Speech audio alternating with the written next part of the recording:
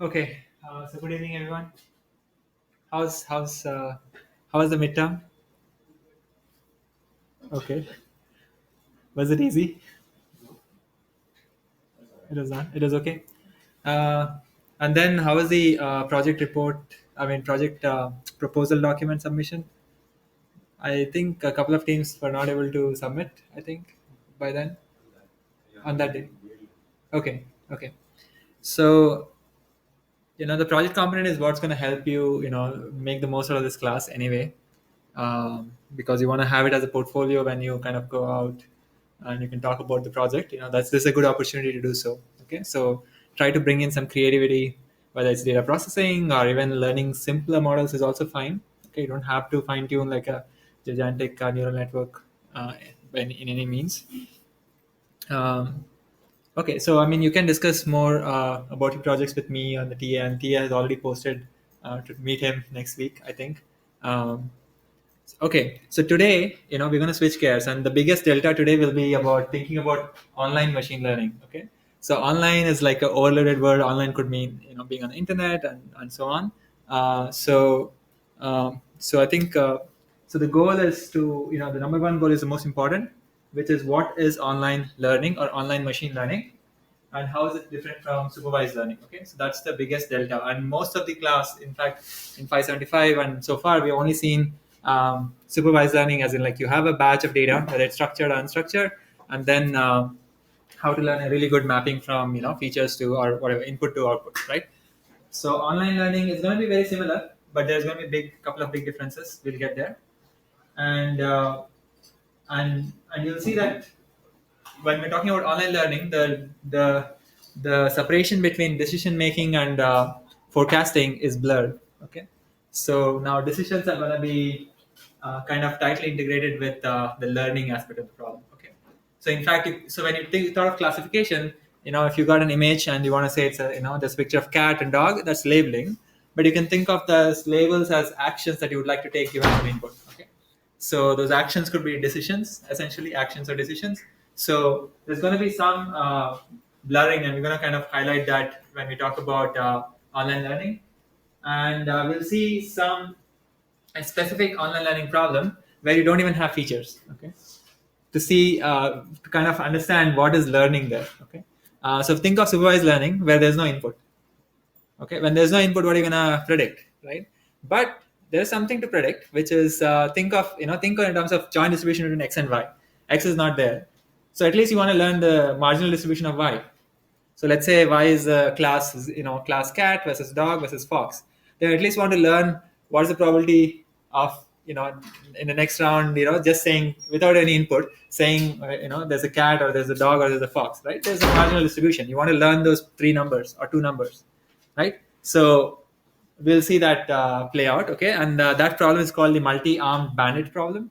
So there's this notion of a bandit here. So we'll see what is multi-armed bandit, and it's a good example. So number 3 point is a good example of how forecasting and decision making, the separation between them becomes blurred. Okay, so there's this notion of learning just enough to earn. Okay, so that's the, I guess, the English phrasing of this. You don't want to really learn the parameters or the function, like a prediction function really well. You just want to learn it just enough so that you can actually earn money, or do well in the decisions that you take. Okay, so it's a very philosophical, I guess it's a very English statement, but that's the theme here.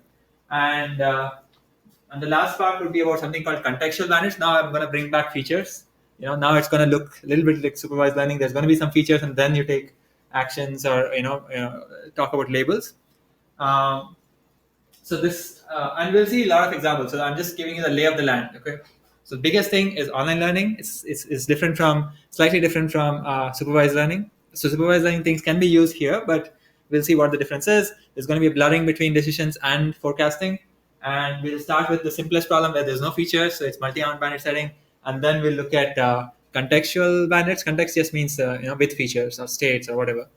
And this is the today's lecture is like an interesting progression towards a more interesting topic next lecture, which is reinforcement learning. So some of you might have heard of reinforcement learning, so we'll get to reinforcement learning, but first starting with more I guess, simpler class of problems. Okay. Um,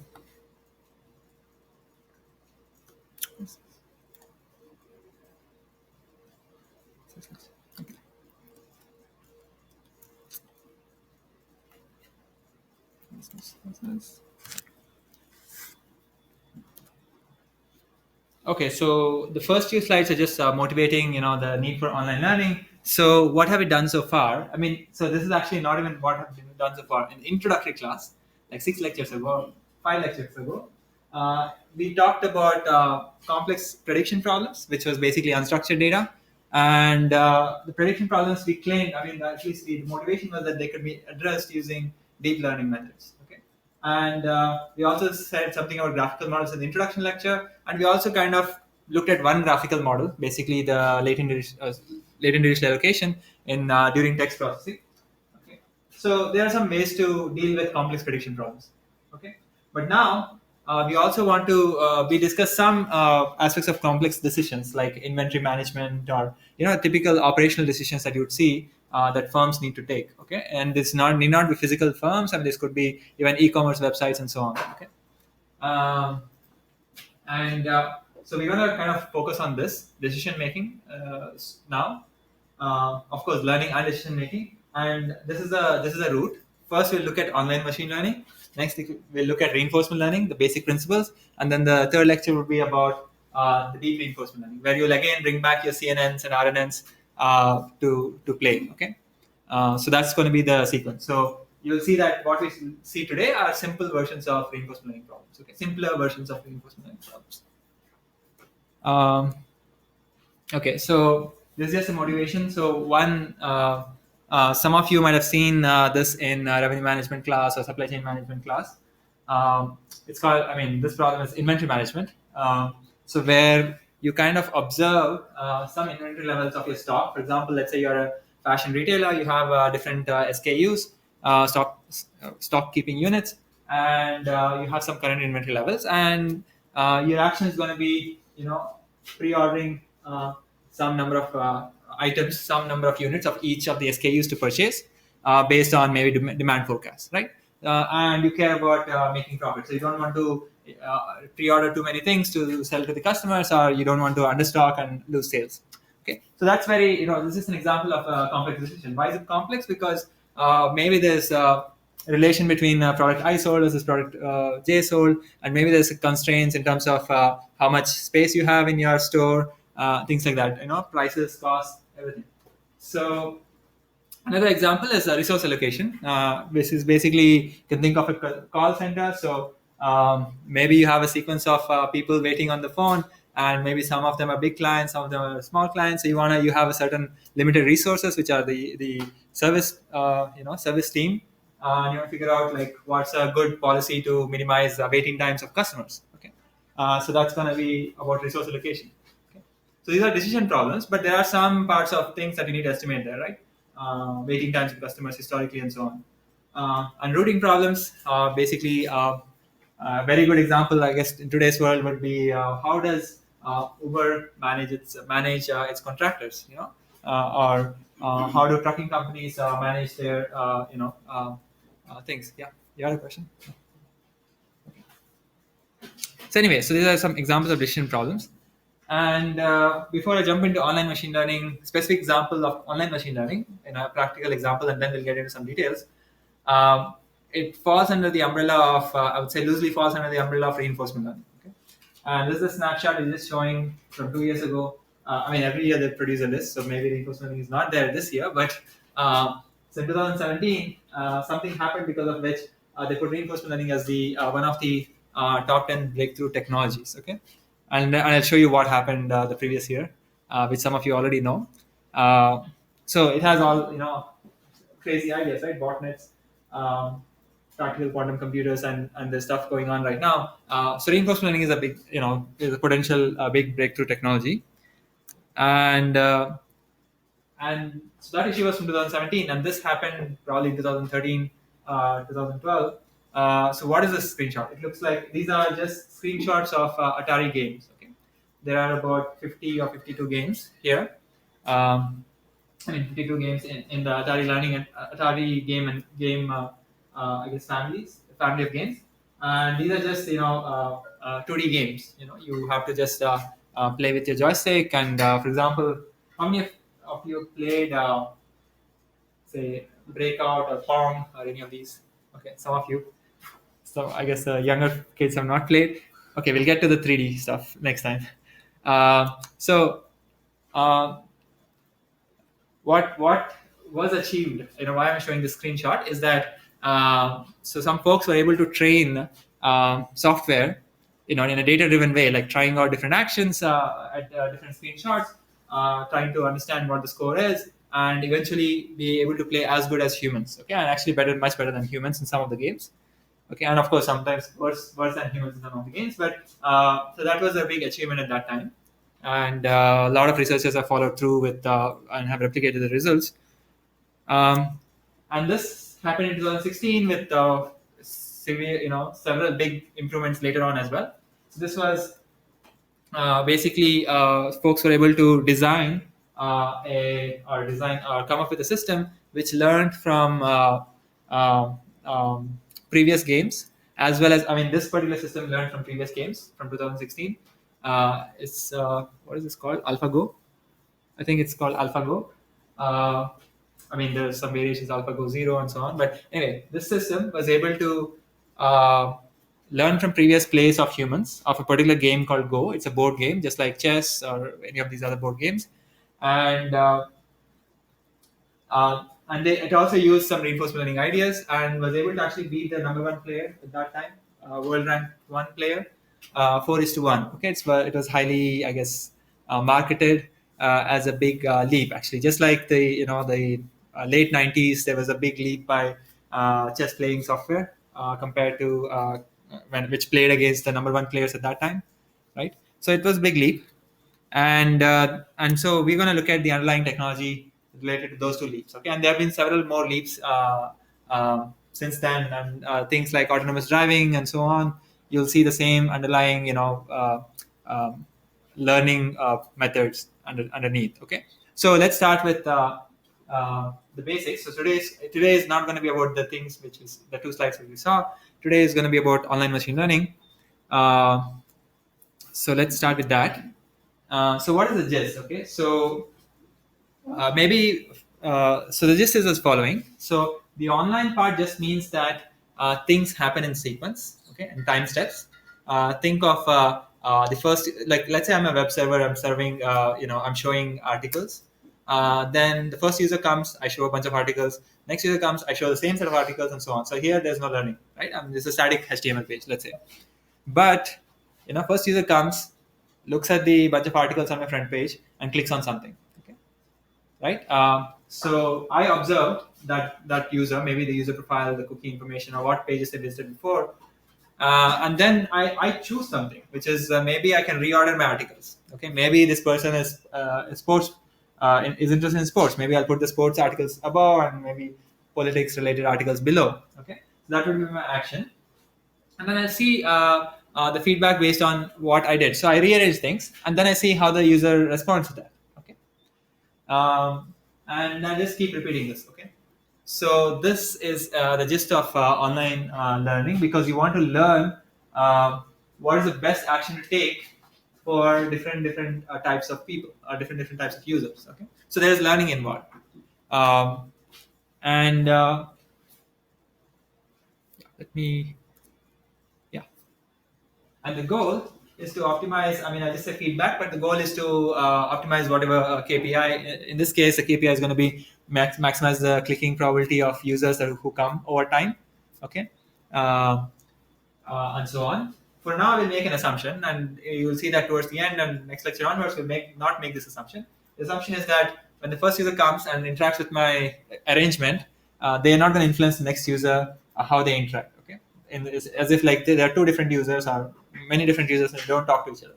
Okay, so so context is going to be that user profile. Okay, are they coming sequentially, and our goal is to optimize this feedback, over a period of time, maybe a month or maybe a week. Okay, so this is the gist. Now you may say, oh, what is the difference between this and supervised learning, right? So if you look at this slide, I mean, so we are not going. This is just 3 steps and a for loop in there. The difference is that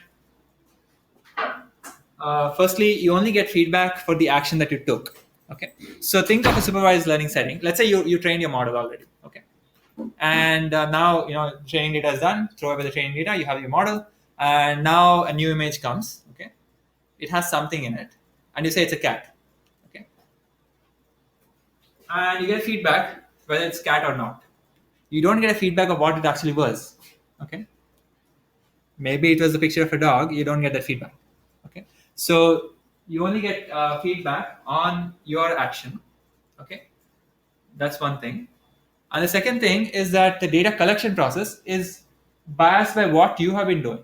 Okay. In the sense that it's not like so in supervised learning, you had this data set, right? It was supposed to kind of approximate the joint distribution between inputs and outputs, right? P of x comma y, right? Here, let's say we start from scratch. Okay, at the beginning of time, I don't know what's the user profiles. First user profile comes, I'll do some rearrangement. I don't know whether this person is a sports person, like sports or not. I'll show some arrangement. I'll get a feedback. Okay, this is good or not. Then that is my data pair. Okay, based on that, I may show something else, and that's my data pair. So it's actually just my actions which are generating the data. Okay, so the data is not like an IID thing from a joint distribution of x and y. Okay. So the context can be arbitrary, maybe independent, but the actions I'm taking are not. Okay. I mean, if I'm not learning, then I can take arbitrary actions, and then it will be IID. But so there's some dependency across time in terms of the data. Okay, and I only get feedback on what I did and nothing else. Okay, whether what I did was will get me a reward, maybe they clicked or not, but I don't know what was the right thing I could have done. Okay, for example. Okay. And this will become clearer. So this is what I wanted to kind of highlight throughout in the next few I guess minutes. What's the difference between supervised learning and online learning? Okay. So let's actually spend a little bit more time on the example. Here's exactly what I was talking about. Here's a page, msn.com, and people, I mean, in this case, the publisher needs to organize these articles or items based on the user profile they have. Okay, and they actually do that. So what they do is user arrives at this web property, and they come with their browsing history or maybe account. They may have an account and so on. And the publisher chooses the stories that need to be shown. Okay, maybe there are too many stories. I mean, in one page you can show like 10, 20 stories, and there could be maybe 100 stories going around that you want to kind of show. And maybe you figure out what to show. Okay? And then the user responds by navigating around this, spending some time on the page or clicking on relevant stories. Okay. And you care about choosing, some content. The content, your action is to arrange these items, new stories, to yield the desired user behavior. Maybe you care about how long they stick on the web page, or they click on something rather than closing the exiting from the session. Okay. Note that there's no long-term idea, so it's not like I don't care so much about right now at this point. I don't care about if I show up something bad in the sense of like a suboptimal content or ordering. Maybe this person likes sports, but I don't show anything related to sports. The user may just respond by saying close it. Okay, that we assume, at least for now, for today's lecture, that doesn't influence the next time the user comes. Okay, if the user consistently keeps saying non-sports things, maybe they'll never come back. Okay, so that's not being captured right now. Okay. So again, in pictures, there's some like a feature vector for the users. Okay, and there's some feature vector for articles. Okay, you can do this. You can get these. This is fine. This is just feature engineering. Then you have these features. That's like the context. That's the input to a black box, and that's going to produce an action. Okay, in this case, action is going to be an ordering of articles. Okay, and given the ordering of the articles, the user clicks on something or may not click on something, and that gets logged in some computer, and hopefully that log data is kind of used to kind of improve this black box.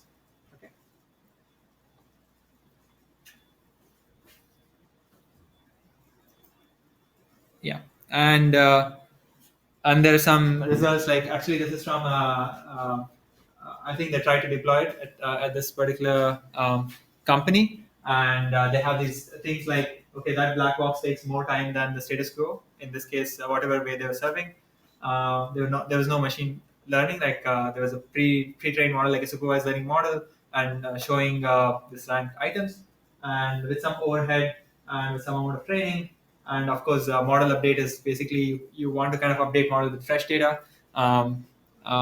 So they do that, and they see some improvement, okay, which is basically some good double digit improvement in clicks. Clicking is not the only KPI, but in this case they're seeing improvement in clicks. Okay, so these two slides are not very critical, I think. What's critical is to understand how is this different from regular machine learning. Okay, and I'm kind of repeating this point again and again. Basically, the first thing is that I don't know what's the right label. Think of this as like a huge, this action as like a label. So given input, I'm producing a label, and I only get to know whether the label was good or not through some reward signal. Okay, by user clicks or not. I don't know what the true label for this feature is. As in, what is the best ordering that I could do? There's no supervised data here. Okay, and the second thing is, if you go, let's say you interacted with the first 100 users, your data is just what was the context and what did you do and what is the reward. Okay, what did you do is part of the data. It's not an IID data of X and Y. Okay, there's no Y. You don't really observe Y. Okay, because I mean you will use the previous data to kind of make a decision. So your decisions are dependent on previous data. Okay, it's not IID. Um, and the same ideas apply to many other, and mostly for web situations here. Content recommendation, personalization of results, even not online, but things like customer churn prevention. Many of the offline problems you can actually model it into the online learning setting. And now, given this two features that I said, data is kind of somewhat biased, sampling bias type of a thing. Not really sampling bias, but data is kind of biased, not IID. And the second thing is the feedback is just based on what action you took, and you don't know what the right thing you should have done. In addition to that, there's going to be a blurring between decisions and just forecasting. Okay, that's what I'm going to emphasize in the next few slides. Okay. Any questions about this part? Just the two parts. Why is it not IID, for example? It's not IID because your action depends. I mean, if you're clever, depends on what data you saw and what actions you took before. Right? Yeah. In the sense that, let's say I saw 100 customers, 100 users, and I showed some ranking of articles, right?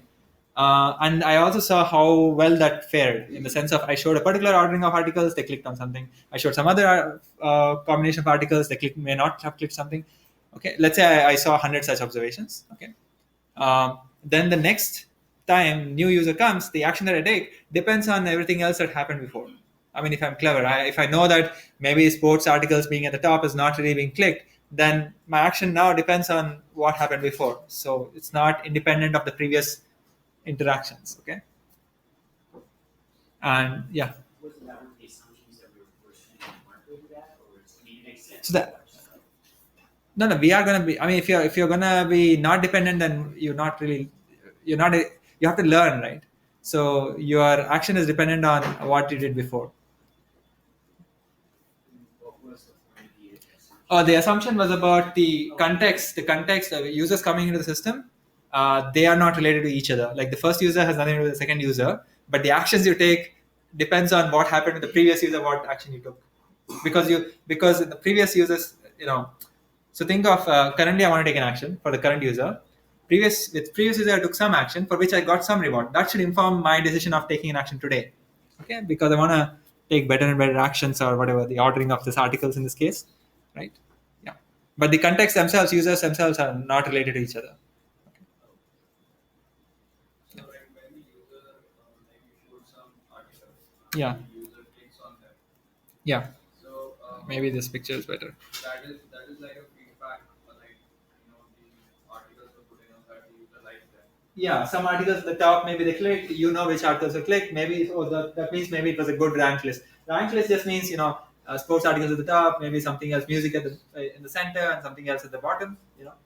you care about like optimizing, maybe you care about optimizing this. Maybe this has influence on how users click. Okay. So basically, when you started off like you took demographics and history, Yeah. and everything. So this is the context. Okay. And so when the output is coming from there, like the user has Clicked on something. Yeah. it's like a binary output. You didn't click on it. Yeah, like a reward. That's a reward for the action that you took. So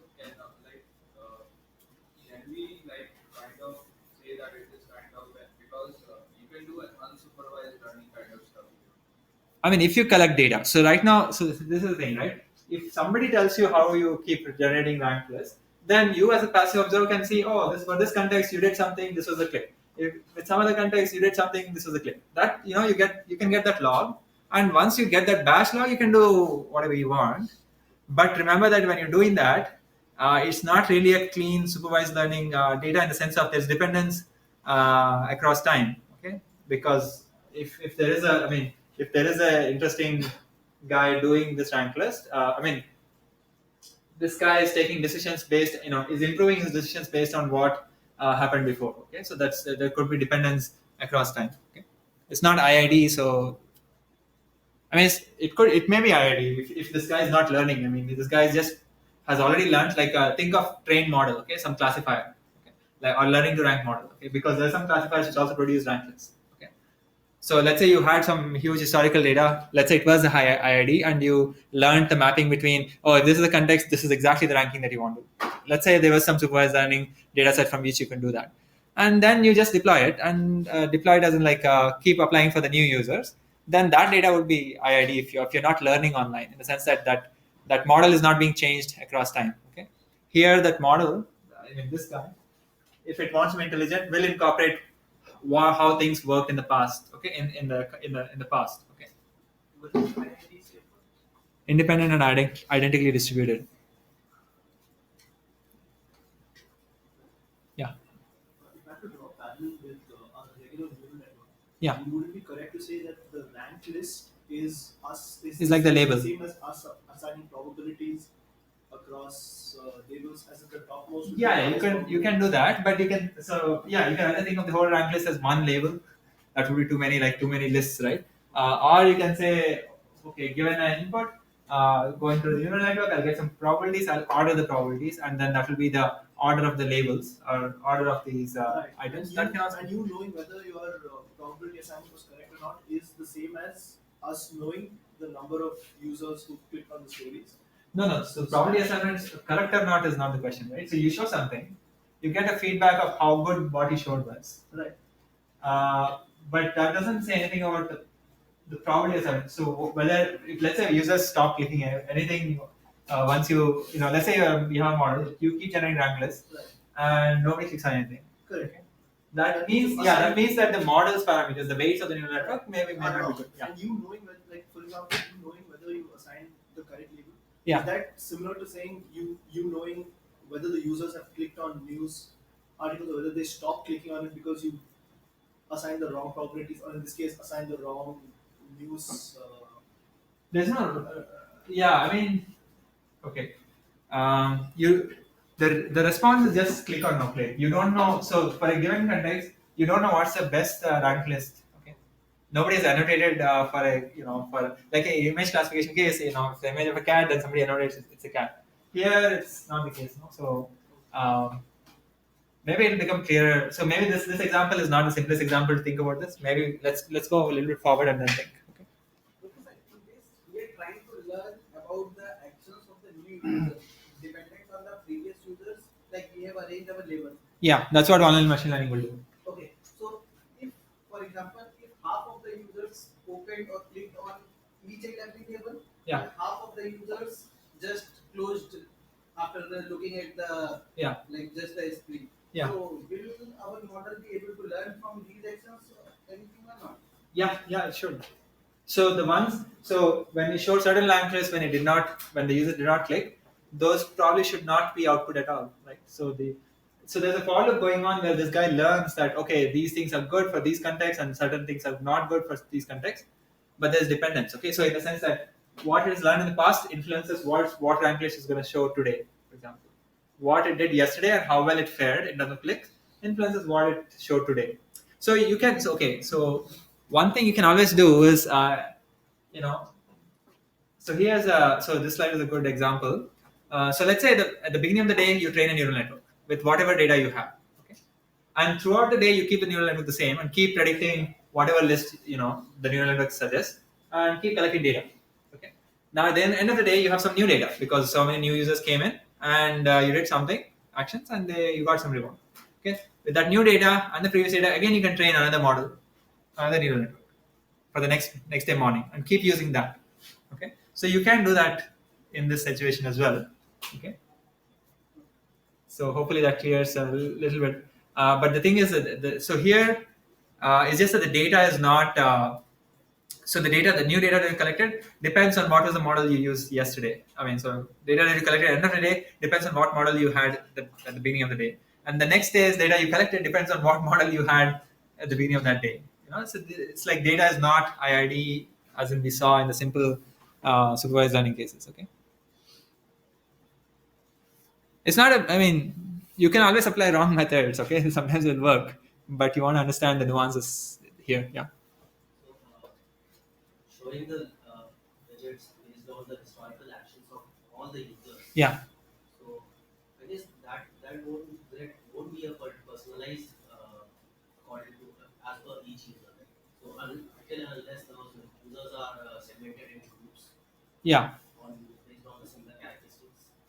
Uh, so the aspect of personalizing uh, is captured, at least in this case, through this model, right? So think of, so if the user vector demo, let's say they are older, males, and they are working professionals, maybe in the mining industry, or there's some information like this, then the model should capture what type of rank list they should see, you know. Um, So although you have pooled data, of course there'll be some users who are not mining related or who are not males or whatever. You know, they will have different rank lists. So it's just so once you have the data, it is the this at least this application requires that for the given context or whatever feature vector, you are supposed to kind of show the best rank list for them. Okay, and to do that, you are going to use population data. And the population in the sense that all sorts of feature vectors, all sorts of users, and what did I show and how well it fared. You will use it. You're concerned about whether it's personalized or not. We will maybe revisit it again. Okay. Maybe it's not resolved. Yeah.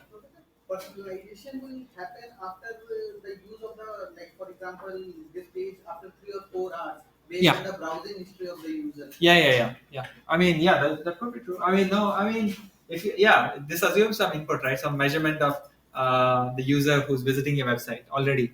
So you need to know something about the user.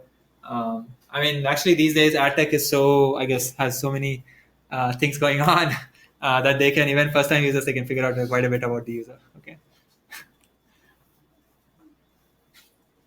Anyway, so we'll revisit this. Okay. Uh, so let's actually look at. Okay, so first is a warm up. Okay, it's not really online machine learning. It's going to be just A/B testing. Okay, so how many of you have heard of randomized control trials? Okay, some of you, a few of you. So that's the same name. This is A/B testing or ABC testing or ABN testing. They're all the same things. A/B testing, I guess, from marketing literature. The same idea. So here, the reason why I'm introducing this is to kind of drop the online idea and still figure out uh, good decisions. Okay, so now we are going to introduce just decisions and drop the online idea. How? Like the following. Okay, so let's say you have a scenario where you want to decide how to improve your product. In this case, let's say our web page, should the search be at the top or should the search be at the bottom? Okay, search whatever bar. And so let's say there are two competing ideas, and you want to figure out a decision after making some field observations. Field observations just mean to actually just show it to some users and figure out whether the search being top or at the bottom leads to more engagement. Okay, and, uh, and the goal is to figure out which of my decisions, whether to keep the search bar at the top or the search bar at the bottom, is better. Okay, and you can do that using A/B testing or randomized controlled trial.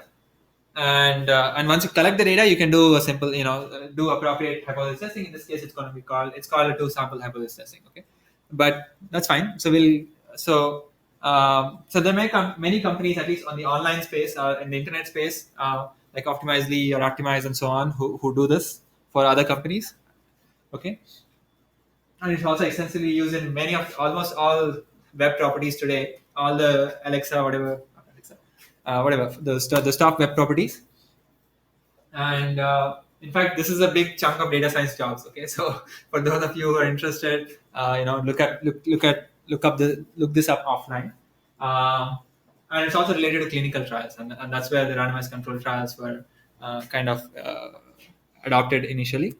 And so let's start with a simple idea, and I'll tell you the mechanics of how this is related to decisions and what is the non-online aspect. So here's a quick question, just to wake you up.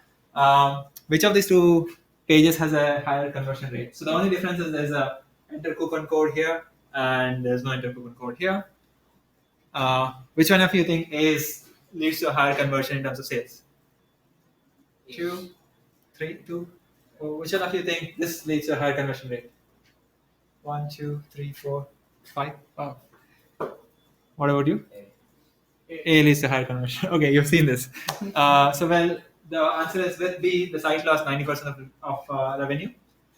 Basically, users want to find coupons, so they kind of stop the checkout process. Okay, kind of navigate away, and then they can't find a coupon. Maybe they'll close it and try to really figure out what a coupon is, what the coupon is for this one. So anyway, so this test you can do,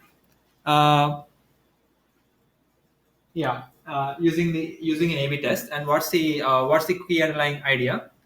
So this is just saying, okay, you can ignore. So key underlying ideas. First of all, there's no online component. You have two decisions to make, or two actions or labels essentially. You want to know which label is good. Okay, there's no features now. So in the sense that which label is good for the overall population, it's not contextual anymore. There's no state. It's not specific to a single user. So for the population, or generally, which one is good? Is this first website good or the second website good? Okay. And I'm just saying we'll drop the online aspect in the sense that we'll only figure out, our decision at the end of the day. Okay, as in like we'll collect all these feedbacks. Maybe we'll show in the first website, or maybe we'll show the second website. After some time, then we'll figure out what is the action. So there's no immediate online updating of a model as such. Okay, and so what is the idea? So you have the two websites, right? A is let's say the status quo is A, it's a control. B is the treatment, or the intervention. Okay, and the super key thing is you want to randomly split the users while showing A or B. Okay, so think of users coming to your website. You kind of flip a coin. If it lands head, show them A. If it lands tails, you show them B. Okay, that's the simplest thing actually. And today, if you want to do something like this at Google or Facebook, they will not let you randomly show something else to 50% of their user base. Okay, because these are like millions of users. So first they'll tell you to use like 1% or 0.1% of the user base, increase it to let's say 10% and 30% and so on. Then actually validate whether it's good or not. But that's a implementation detail. So this is the key step. That's the randomized control trial. You just randomly flip coins. And why is this randomization important? Is because your decision to show A or B doesn't depend on the user's feature. Okay, that's what we are doing here, and that lets us average out the user. So the average user who sees A is roughly the same as the average user who sees B.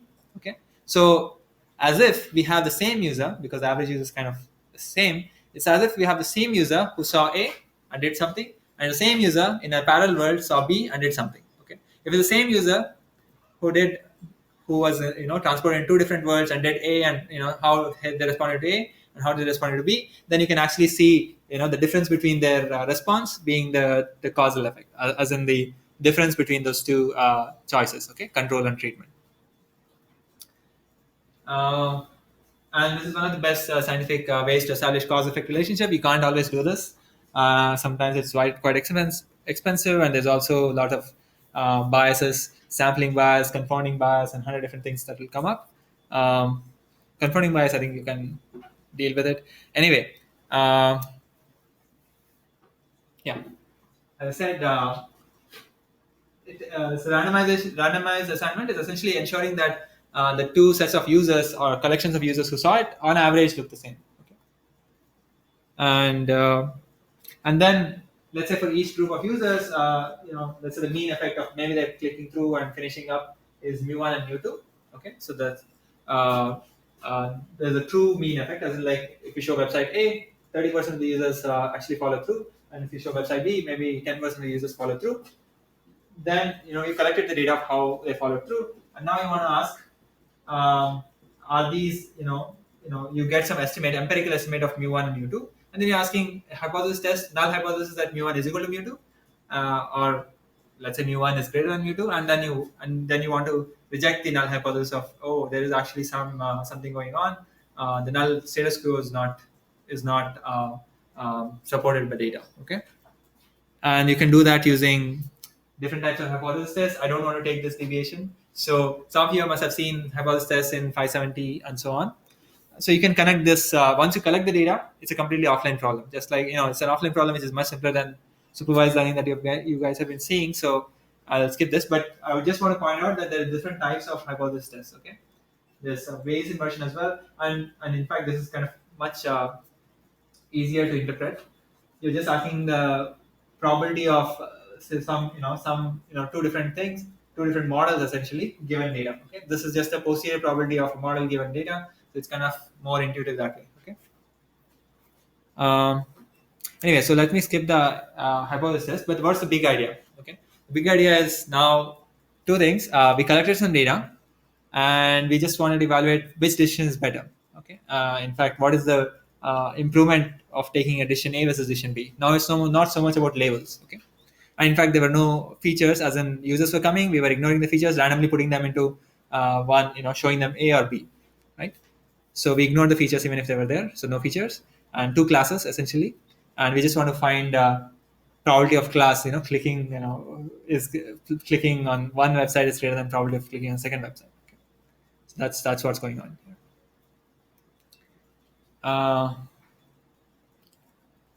Yeah, and there are some issues with A/B testing, but especially, it turns out that when we keep repeating experiments, okay, experiments as in these A/B tests, then you're actually doing what are called multiple hypothesis tests, right? I mean, you may test for, should the search bar be above or below? Maybe you resolved it, and next you again test for something else. Maybe the coupon code should be there or not. Maybe again test for, okay, should it be red theme or blue theme, things like that. So if you do multiple tests, there are some severe issues with discovery of effects. Okay, in the sense that this goes into the world of what is called multiple hypothesis testing. It's a subset of statistics. When you do multiple tests, then there's something you need to control. Okay, what is called false discovery rate. But let's not worry about it. So the reason why I gave this A/B testing part, we talk about A/B testing, is it's going to lead to the next simplest online learning setting. Okay, it's called multi-armed bandit problem, where we can dynamically change who sees what treatment. Okay, so remember in A/B test, what did we do? Let's say we had 100 users. Okay, each one is coming. I flip a coin and put them in, show them A or B. Okay, so on average, 50 users saw A, 50 users saw B. Maybe it's slightly different. Okay, so I did that, and then after 100 rounds or 100 interactions, I want to figure out, oh, is A better than B? That's what I did with A/B testing, right? Now, these, the next set of techniques, what they do is they don't wait till 100 rounds and randomly subject, a bunch of users to A, subject a bunch of users to B. Maybe by, within 10 rounds, you may figure out that B is actually better than A. So you will actually expose more users to B than A. Okay, so let's say B is really much better than A. Okay, then maybe within like 10 or 20 users, maybe you roughly showed 10 users A, 10 users B, and you already know that the conversion for A is like almost 0%. Conversion for B is like 90%. Then you would not want to waste the next 40 users to keep showing A just to confirm that, yeah, it will not, you'll not have conversion. Okay, so there is a online learning happening. There's no features here, but there's an online learning happening of which of the two classes, in this case, the website A or B is better. Okay, so that's the next leap. I mean, I'm going to spend a lot more time here, but I'm just trying to differentiate. A/B testing was about collect data and then figure out what is good. Now we're going to be in the online learning loop where the collection of data depends on what we did and how did it fare, and dynamically change what we will do next. Okay, whether the next user is going to be subjected to A, next user is subjected to B. Okay, that's the difference. And when you have a context, then there's something called contextual boundaries, but we'll get to that at the very end. Okay. Any questions about A/B testing though? I didn't talk about once you collect the data, you have to do a hypothesis test, and there are two sample hypothesis tests that I did not go into detail, but that's something you can look up. Okay. Any questions so far? When you talk about online learning, Yeah. wherein you don't want to waste 40, 50 users again on Yeah. software which is not giving a Yeah. don't you think this could be kind of biased from because Biased? Yeah. biased? Yeah. Yeah. You ran that for some specific time. Yeah. But in A/B testing, because you have been collecting data for a larger time, you have more overview about what was happening. Yeah. So, very good question about this biasing of data. So, what I did not say, or I will say now, is that with A/B testing, your goal was to just figure out whether A was better or B was better. But now the next set of problems, our goal is not just to figure out whether A is better or B is better. If we are getting a feeling or a hint that B is better, we better show B because we care about the revenue. Okay. Now we are mixing both forecasting or learning about which is good and making money. Okay. So when we are trying to show more people B, yes, I mean we are not going to get good estimates for A. For example, we only collect on, let's say we only show A to 20 people, whereas we show B to 80 people. We have much better idea of what B is. I mean, how good B is compared to A, right? But if B is significantly better than A, then I don't care knowing much about the option A, because I care about not losing those conversions. Okay, so that's how we are blurring the line between forecasting and decision making. Okay, that's one example, and we'll go into the details soon. Any questions, or did somebody not follow what I said? I mean, we'll go into this detail, this connection again and again. Okay, for the next another 30 minutes. Okay, so the multi-arm bandit problem. So this is exactly the problem leads from A/B testing. We can talk about this. So what is multi-arm bandit? So think of we had A and B, right? So in this case, let's say I have A, B, and C. Doesn't matter. So I have three things. Maybe the search bar should be at the top, search bar should be at the bottom, or search bar should not be there. Okay, let's say there are three options. Okay, it's being represented by these slot machines because in every round, I need to figure out which website to show. Right, the one with the search bar at the top. Let's say that's this. That's called. Let's say let be the left one. The one with the search bar at the bottom. Let be the center one. Let the last one be without the search bar. Okay. So in every round, a user comes. I'm gonna pull a slot machine, as in I'm gonna play this machine. Okay. Because when a user comes, I show one of these websites, I get a reward, which is whether they actually through the checkout process, or maybe they click on something or they don't. Okay. So that's me taking action is like pulling the slot machine and getting a reward. Okay. So me pulling the slot machine, getting a reward is as if I showed something and I got a user feedback whether they click through or not. That's all. Okay. And this is called a one-arm bandit, I guess. So this is called a multi-arm bandit. So each slot machine is called a one-arm bandit. Bandit because it loots your money, right? So anyway, a multi-arm bandit is just a way to think about, if you have three decisions, then every time you make the decision, it's as if like you pulled a slot machine with some reward, okay, with some payoff for taking that decision, okay. And we'll see some notions of measures of success, okay, which are not going to be just about learning. The measures of success are going to be actually something called regret, and we'll talk about regret very soon. Okay, the regret is what's related to earning part of the problem, which I'll illustrate pretty soon. So, but the setup is clear, right? So the problem is I want to keep pulling slot machines. If I know that this slot machine always gives me $1, this slot machine always gives me $2, and this slot machine gives me always $0. If I know that, then I should always be pulling this every round. Okay? If I know that one of the website options is always the best, I should always do that. But at the beginning of time, I don't know. I don't know. I think all three options are good or are viable. And that's why I'm running this experiment. But while running that, I'll get a sense of, oh, maybe I'll try this a little bit and see what the reward is. Maybe it's close to 1, and maybe I'll try this. Maybe because of bad luck, this gave me zeros, and maybe this gave me some numbers greater than 0. But I want to kind of manage this while not losing too much money on the table while doing this experiment. Okay, that's going to be the key thing. So here is a little bit notation, but it's kind of not very critical. So think of the 3 arms. K is 3, and each one has a. So I'm talking about in people who want to kind of further look at it. This called a stochastic multi-arm bandit problem. There's also something else called adversarial setting, but we are not going to talk about it. So each arm corresponds to a distribution from which I get a reward. Okay, so it's like saying I took this decision of showing website A. The conversion, with 30% probability, the guy will give me some money. Okay, maybe they're buying the same thing, but they will give me money.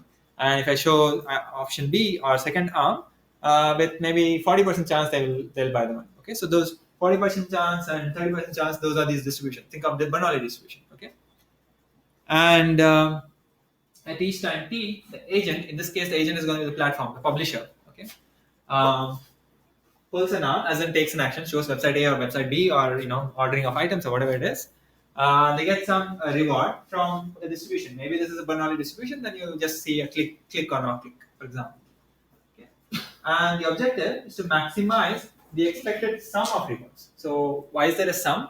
Because I'm going to keep doing this over a period of 100 rounds. Okay.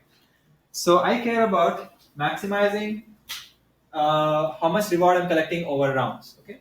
So if I knew what the distributions were, let's say out of the 3 options, the one with the search bar at the top was the highest, most bang per buck in terms of clicking.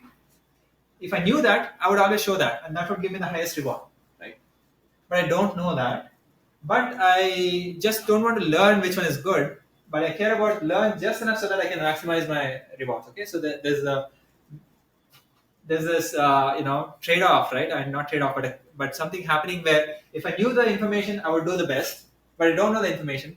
But I need to learn it. But if I learn it, like in an A/B testing way, I'm going to lose a lot of money on the table. Okay.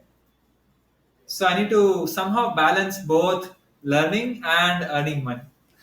Okay. That's the key thing here. And there's some additional notation. Let's say mu k is the average, expected reward for each arm, and mu star is the best reward for each arm. Best reward over all the options that I have. Okay. So just think of let's say the 3 websites, 30%, 40%, and 20% conversion. Then mu star is just 40%. Sorry, you talk about this VK, especially that squiggle in VK. It's a mu. Okay, let's distributed somewhere. Yeah, just think of this is a distribution. Think of it as like a Bernoulli distribution. Okay. If it's a Bernoulli distribution, it is one parameter, and the parameter is whether they click or not. And the click rate is, let's say, 30%, 40%, and 20%. Okay. Just to concretize this.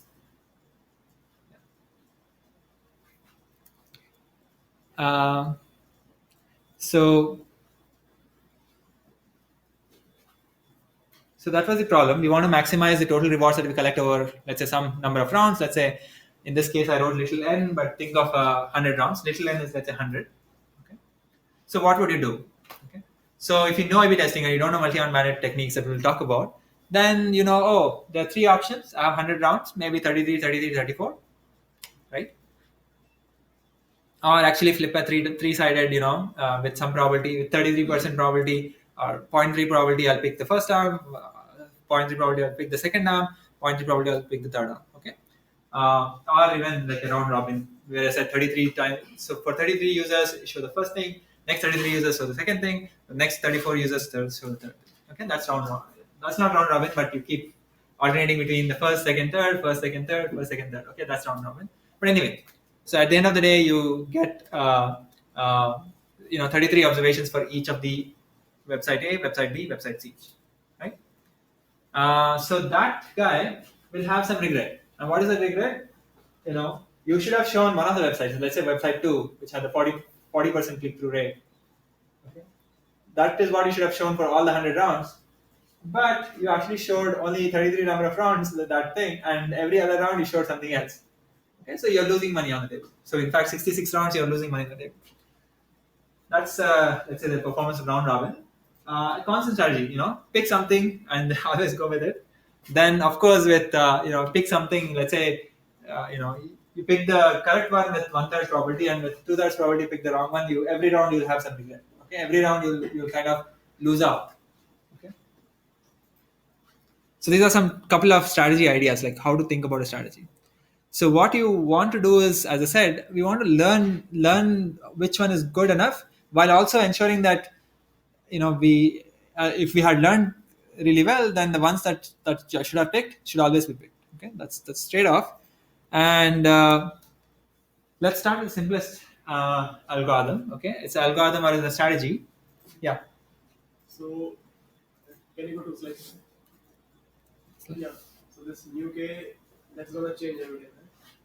No, there's no time indexing here. There are K arms. There's 3 arms. Think of the 3 websites I showed, 3 bandits I showed. I mean 3 slot machines. They'll think of the 3 websites in that case: search bar up, search bar low, no search bar. Okay. New K, just think of it as like given the search bar, how long will they stay on the website or something. Then new K is like 30% they stay for 30% of the time they stay for a minute. Next, for website 2, 40% of the time they stay on the website. Sorry, and the third last one they 20% of the time they stay for a minute. Okay, something like that. That would be Bernoulli. I mean, I'm giving a pretty suboptimal example, but I want to keep using the same example because we'll revisit. I don't want to change the parameters now. 3 websites. Let's say Bernoulli feedback, and this is search bar up, down, and nothing. Simplicity. So here's the strategy. I mean, you remember, we don't want to just learn. We want to learn and earn. Earn as in, we want to show the best thing that was possible in hindsight or in reality, on the ground. So here's the strategy. Here, I mean, with some abuse of, I guess, notation, we're going with epsilon greedy, and it's going to be epsilon times scientist plus 1 plus epsilon times businessman. Okay, what does it mean? It just means the following: with probability 1 minus epsilon, we'll pick the best arm so far, best thing so far. Okay, at each time, and with some probability, which is epsilon by k, we'll pick a random arm. Okay, so that's a scientist. So what is a businessman? As in businessman means this bullet point, and scientist means this bullet point. All I'm saying is that with 1 minus epsilon probability, so think of, you have a coin, but it's not a bias, it's not an unbiased coin. It's like most of the times it lands heads, sometimes it lands tail. Okay, so flip that coin. If most of the times it lands head, you just look at, what was the performance of the 3 websites. Okay, you had some time t, so you've already done something, right? You already showed the website and you got a click or no click and all that. Given the data, you can always get a summary of how good each website is, right? Let's say you had 10 observations for the first website or the first option, 20 observations for the second option, and maybe 10 observations for the third option. Okay, so for 10, 20, and 10, you saw how many times the people clicked. Maybe in the first option, 5 out of 10 times they clicked. Okay, then the performance of the first option is 5 by 10 or whatever, 0.5, and so on. Okay, so you have this summary statistics for each of the options so far. Okay, so they're just saying that, with 1 minus epsilon probability, just show whatever is the best so far that you have seen. Okay, so that's not really that's like saying maximize. That's like earn based on whatever information you have so far. Earn as in like pick the best based on whatever information you have so far. But the second option is saying that, okay, but with epsilon probability, you pick some random action. Or basically, for a specific arm, because they're capital K arms, pick each one of them with epsilon by k probability. Okay? Is that clear? The strategy is just saying, I have some statistics. Maybe website 2 is looking promising. So with good probability, I'll just pick website 2. But with some small probability, I'll also try, website 1 and 3. Okay? with the off chance that, oh, maybe I'll start figuring out that those are better than 2 option, for example. So that's the idea. And yeah. When we pick a random one, is the best arm still in that group? Yeah, it currently is. Yeah, it currently is. Yeah. So basically, the total probability of picking some arm should be 1. So 1 minus epsilon plus some over k of epsilon by k is epsilon. 1 minus epsilon plus epsilon is just 1. So even when you do the excellent score option, Yeah. it is still possible to pick The best one. Yeah. Sure. I mean, if you want, you can exclude it. No issues. You can. I mean, this is just an example. So you can change it. These are not too fragile to those types of minor changes. Okay. These are strategy ideas. Okay. This is not. You can concretize all these, but yeah. How do you pick a good epsilon value?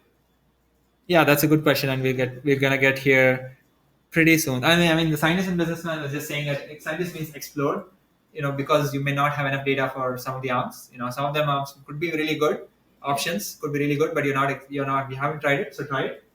And then basically, businessman is saying basically exploit the one that you have so far. Okay, best option, best website that you have, keep showing that. So here's an example of what is the impact of epsilon actually. So there are 5 arms here. There are 4 arms. Okay, maybe I should use this eventually. There are 4 arms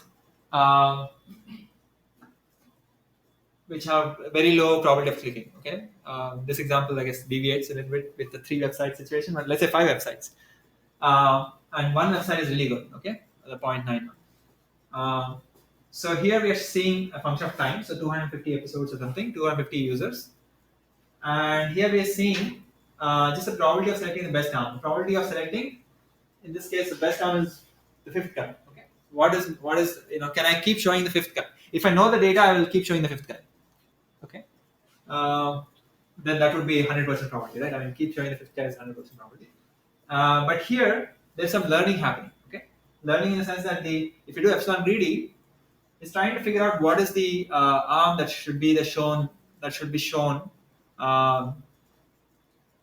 Right. So, okay, if you do epsilon greedy, at the beginning of time, it doesn't know which arm is good or not. So it'll try. You don't know. So which arm is the best arm? All look the same. So you pick one thing arbitrarily, and as time progresses, let's say 50th round. So you've already spent 50 observations. Okay. You have some estimate of how good each arm is. Okay. So maybe the first arm is, its mean is 0.1. So maybe you have some empirical estimate that it's 0.2 or something like that. Given that, you prefer the guy with the highest highest estimate with 1 minus epsilon probability, and arbitrary arm with epsilon by k probability. Okay. So here it's just showing that as time progresses, you will kind of pick up the arm which is the best guy most of the time.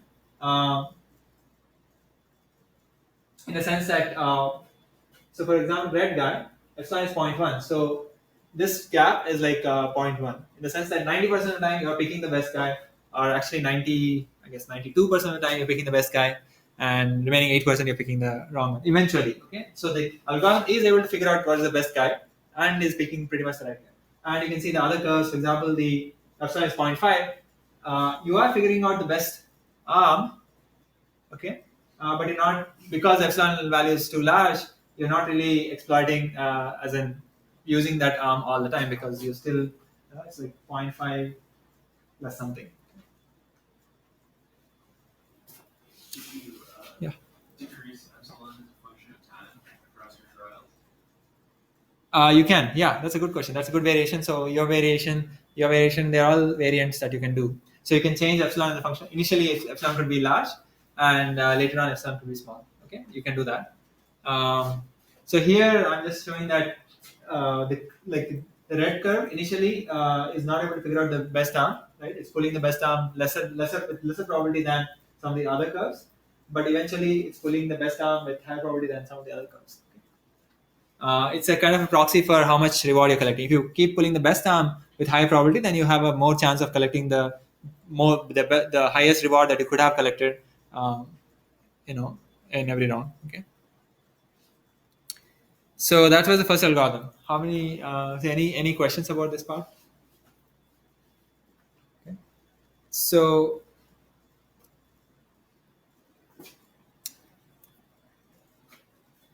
this part is called exploitation. Okay, I'm exploiting whatever information I have so far, and this part is called exploration. Okay, and in problems where decisions, so you want to collect data, but you care about the decisions that you are taking while collecting the data. Okay, there's going to be this tussle between exploration and exploitation. Okay, exploitation means, oh, don't collect any, don't take any suboptimal decision because you have some good idea of what the world is, how the world looks like so far. Always exploit, as in take the best action based on information currently you have. Okay, whereas exploration is saying, oh, information you currently have is fine, but maybe there's this thing that you have not got enough samples for, that you should try out, so that you can get more samples. You can be better, so that your estimate is not completely off. Maybe there's a huge variance band around some estimates, some of the other estimates, they can decrease. Okay, so there's exploration and exploitation tussle going on. Okay, and that's only because we care about regret, not just learning. If we care about learning, just do A/B testing. Okay, or uniformly pick action in every round. There's no features here, right? Then you just learn. Here we care about earning as well. Okay? And what is regret is just how much you earned based on whatever sequence of arms that you pulled, versus what would you have what you would have earned if you knew the true values over there. Okay, like this you would have earned, for example, in this case, you would have earned 0.9 times 250 number of rounds. Okay, that would be the thing that you would have earned if you knew the true mean rewards in expectation. But because you did some random stuff to learn and earn, you might be off. Okay. So let's look at the next algorithm. So the next couple of parts would be two algorithms. Maybe I'll first finish the first algorithm and next talk about another second algorithm. They're just algorithms or strategies, just like epsilon greedy. Okay, so they're basically, instead of epsilon greedy, you can do something else. Okay, so they're just replaceable, modular. And so let's look at the first idea, which is the idea of confidence bounds. Using confidence bounds to figure out whether to exploit or explore. Okay, so what is the idea? So let me use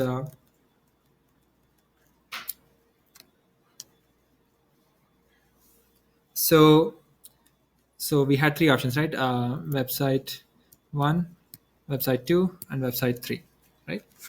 So there is a conversion rate. I said, in reality, let's say it's 20%, or was, I think it's 30%.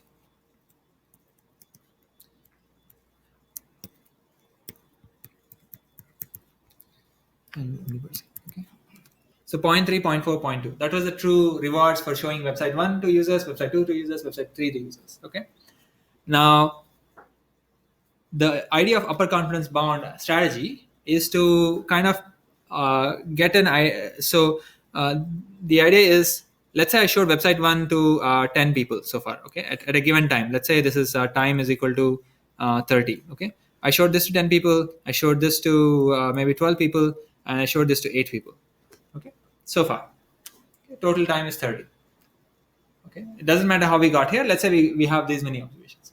Then among the 10 people, maybe 3 of them, maybe I don't want to use 3, maybe 4 of them did click. Okay, and maybe around 12 people, maybe again 3 of them click, and out of 8 people, maybe 2 of them click. Okay, right? This is my data. So I showed to 10 people, 3 of them clicked on something or bought something. I showed the second option to 12 people, 3 of them clicked or bought something. Okay, so then I have an empirical estimate. Okay, so these are called this is just mu hat 1. Okay, this is an empirical estimate of how good option 1 is. That's going to be 40% or 0.4, and mu hat 2 is 0.25, and mu hat 3 is 0.2, right? It's just a divided by b, maybe 0.25, right? So exploitation will say, oh, you only showed it to 30 people. These are the estimates. This one looks really promising. Just go with this. Okay, right? The first one. But we know, I mean, in ground reality, you should be showing this guy all the time. In expectation, you would get the most rewards, okay, most clicks in expectation. Right? It just means that out of 100 users exposure or 100 user interactions, 40% clicks you'll get here. You'll only get 30 clicks here. You'll only get 20 clicks there. So this is better. But from empirical estimates, it looks like this worse than this. Okay. So what you do is so the confidence bound idea is that okay, there are these three numbers. We'll also um, look at so option W1, W2, W3, and this is like the, so let's say y-axis is the some sort of a reward number. Okay, I mean these numbers I'm going to put there. So for the first guy it's 0.4, right? So somewhere over here, and the next two guys somewhere over here, right? So this is like new hash 1.4. I just plotted here. So this is 0.4. Okay. The idea of upper confidence bound based strategy is that whenever you have an estimate, also maintain some sort of like a band around it. Okay. So in the first case, there were 10 users, so that maybe the band size is that, like some sort of confidence of how well the estimate is. You know, it's like we're estimating the mean as well as estimating the variance from the data. Okay. For the second guy, the band may be smaller actually because now I've shown it 12 people. Okay. A third case, the band may be higher. Okay, because it's only 8 people. Okay. Right. This is eight exposures or 8 users out of which 2 convert. Okay? So there's a difference. So now the idea of upper confidence bound is that okay, so you look at actually, you know, the upper bands, ignore the lower bands, they're not very important. And if you look at the upper bands, then take the band which has the highest information. Okay, so the band with the highest value. Okay, pick the option, in this case W1, which has the upper bound which is the highest. Okay, in this example it may seem like, oh, you know, I'm going to pull W1 again, all the W1 seems to be worse, right? But because the mean is 0.3, if you pull 1, the first guy, eventually this estimate has to go down to 0.3, right? I mean this 0.4 should go down to 0.3, right? Like if I show this first guy to 100 users, 1,000 users, eventually this estimate should be 30%, right? Instead of 40%. And that's the idea, that this band will shrink to actually 0.3. This band will shrink. This band will also shrink, but this thing will go up to 0.4 because that is the truth, right? The truth is that. So if you expose more to this option, this band will shrink, but this mean will center around 0.4. And similarly, this band will shrink to 0.2 and will shrink if you get more data. Okay. And so if you only base your decision on the means, that would be exploitation. But if you base the decisions on this band, adding the upper band, upper interval, is giving you some sense of how much is the variance in that option. Okay. If you have it, for example, in the last guy, you only showed it 8 people, the band is huge. Okay. Okay. So if you have less data, the other bands may become tighter, and this one may become the top guy. Okay. The last one will become the top guy, and therefore you will pull that. You will play that action. Okay. So the bands, the variance around it is kind of controlling. Oh, now maybe you should try that other one because there's huge variance for that one. Okay. So that's the idea.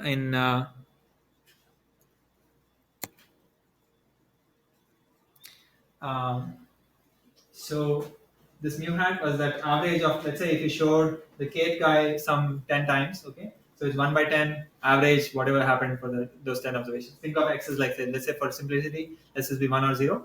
Okay, clicked or no click.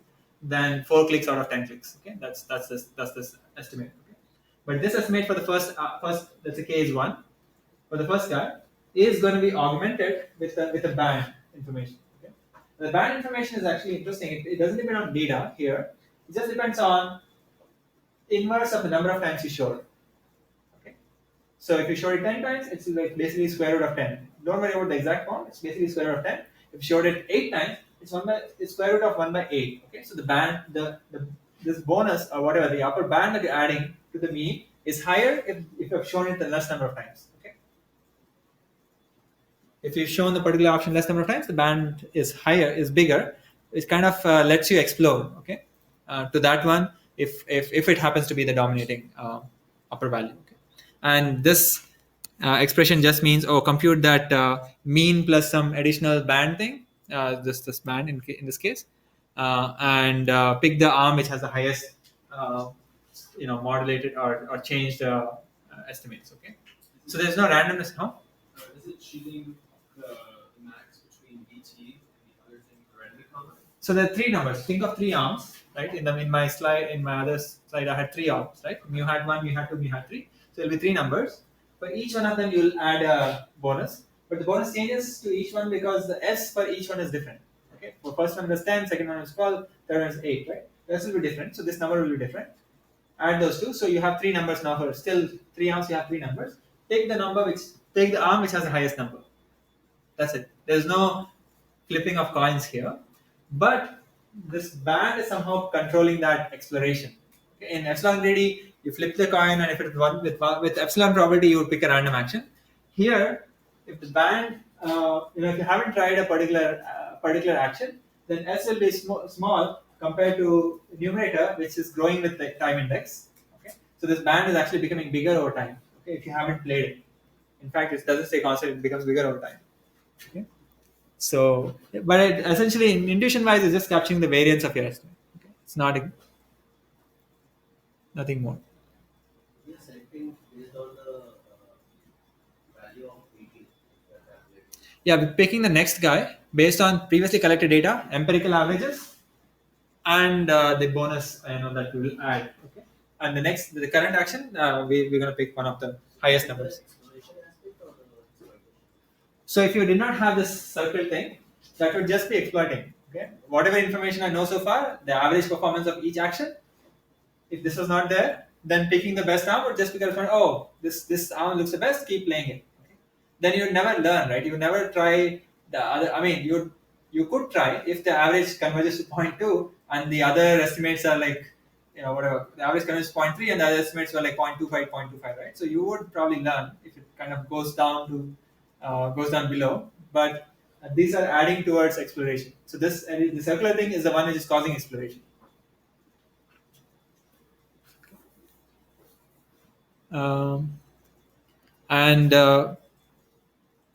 And here is a different plot than the probability of selection of arms.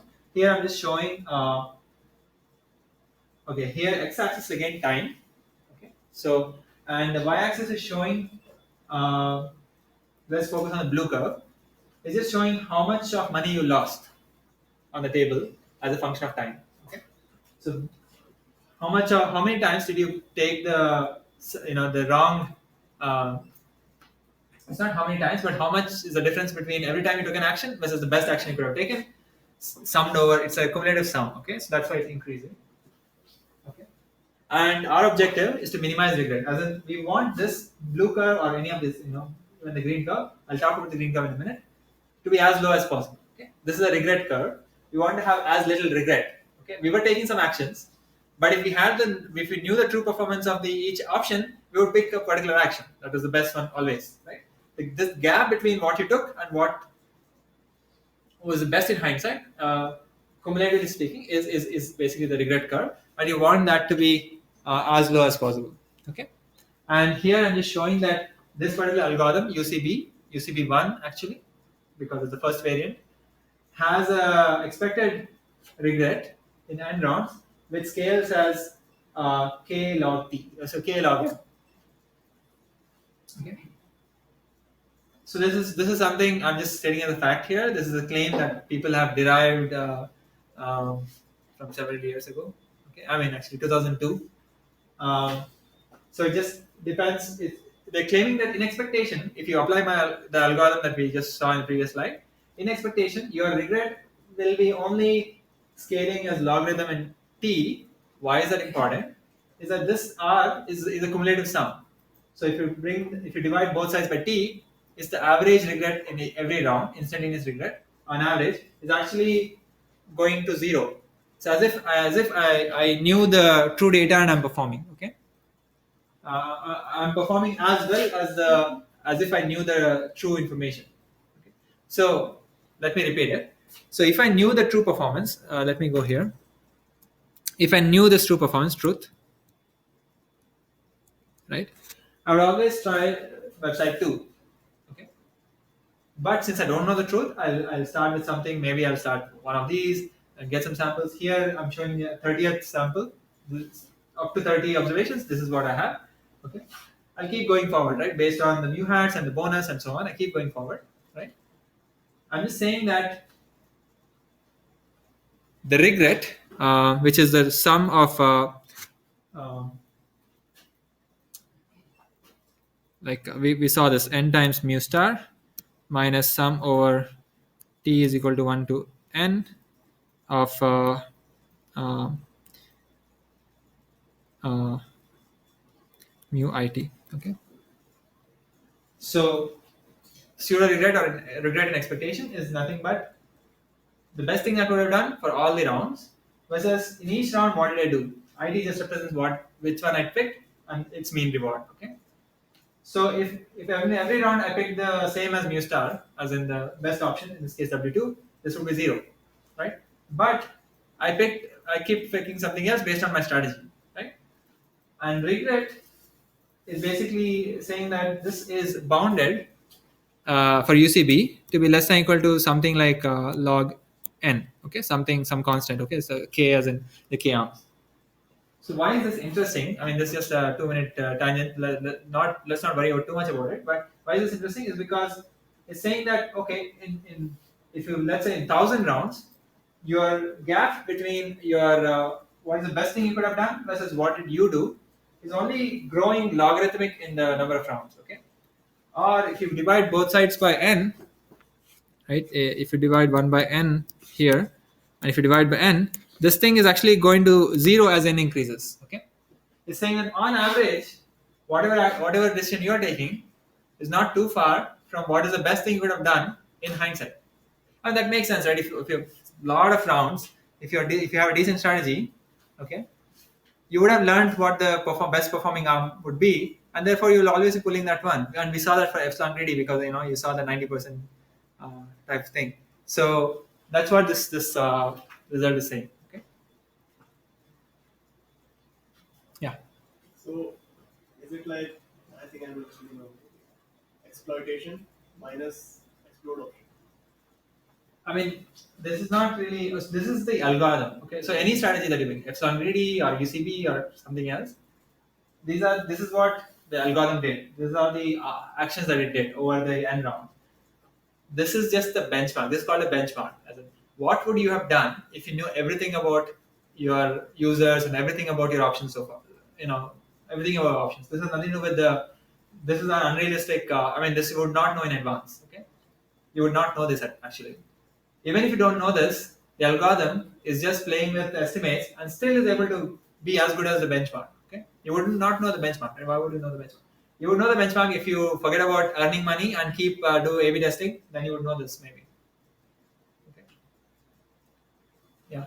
So isn't it true that the truth is unknowable and Yeah. Still, we are giving a could guarantee. change day to day, right? So Yeah. wouldn't this be able to then respond to Yeah. changing underlying truth? Yes.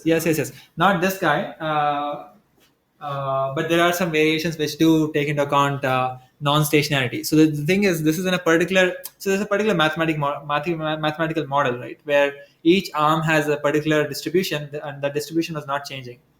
Okay, it's some reflection of reality. If the reality has that this distributions change, okay, then there are non-stationary bandit problems for which there are appropriate algorithms as well. So in this space, it's a huge space, somewhat little bit away from reality, but yeah, these types of things can be adapted to changing environments. Okay. Yeah, but in this model, it's the same. You're getting IID data. So if you keep pulling the first option W1, let's say you keep showing the first website, you keep getting the same. It's as if the user is flipping a coin with 30% bias and always either clicking or not clicking. Okay, this 30% stuff could change over time, and that's a different problem depending on your assumptions. Uh, so let's take a 10-minute break.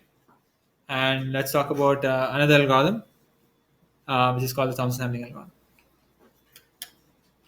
And we'll get back to understanding what's the relation with supervised learning again. You know, I mean, the punchline for this, I guess, this lecture needs to be, oh, there's some differences between just applying supervised learning and learning while making money, as in earning or whatever, regret, when you care about regret. Okay.